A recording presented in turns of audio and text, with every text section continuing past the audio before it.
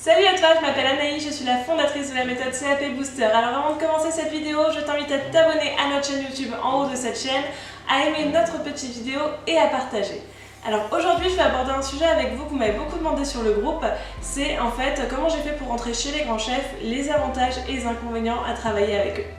Alors tout d'abord, pour vous faire un vaste retour sur mon passé, j'étais EduxP, donc j'ai fait une reconversion en pâtisserie. Ma mère ne voulait pas que je parte en pâtisserie et elle m'a dit un jour: ma chérie, si vraiment tu veux aller en CAP pâtisserie, eh bien, il va falloir que tu trouves un 3 étoiles Michelin.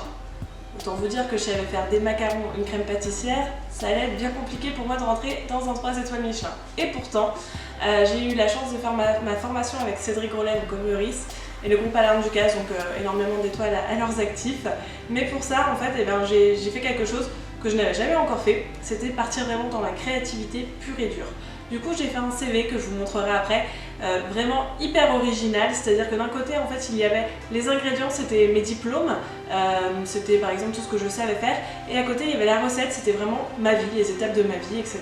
Donc j'ai fait un CV sous forme de recette de pâtisserie, ce qui a beaucoup plu à beaucoup de grands chefs français, et puis j'ai fait mon entretien avec Cédric. Alors là, quand on passe un entretien comme ça, je vous assure que c'est préparé, mais alors des heures et des heures et des heures de préparation.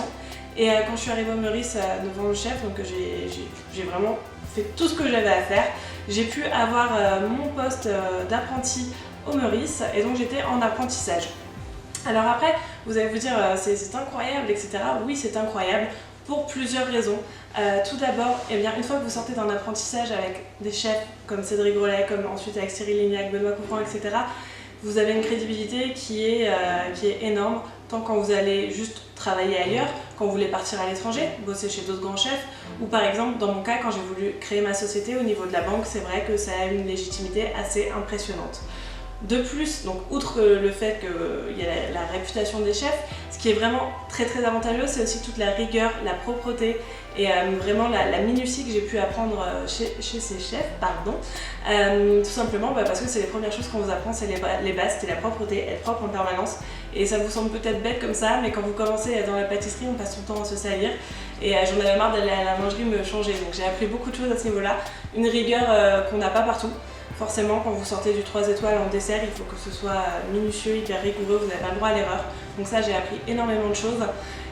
Après, il y a aussi des choses un peu moins bien que vous retrouvez donc dans beaucoup d'endroits chez les grands chefs, qui peuvent être le rythme de vie, parce que vous travaillez énormément. Bon, déjà dans le métier de pâtissier, tout le monde le sait, vous travaillez beaucoup, mais là vous pouvez travailler notamment en décalé dans un palace, quand vous travaillez dans la restauration par exemple. Par exemple, moi, mes horaires, c'était, je commençais à 15h et je finissais tard dans la nuit. Donc vous avez un rythme de vie vraiment décalé, vos proches n'ont pas ce rythme de vie et ça c'est compliqué, et souvent vous bossez le week-end. Donc ça c'est vraiment quelque chose à prendre en compte en fonction de votre situation actuelle. Mais je vous invite à me poser toutes vos questions sous le post, parce que je ne veux pas faire une vidéo très longue sur ce sujet, parce que je pourrais vous en parler des heures.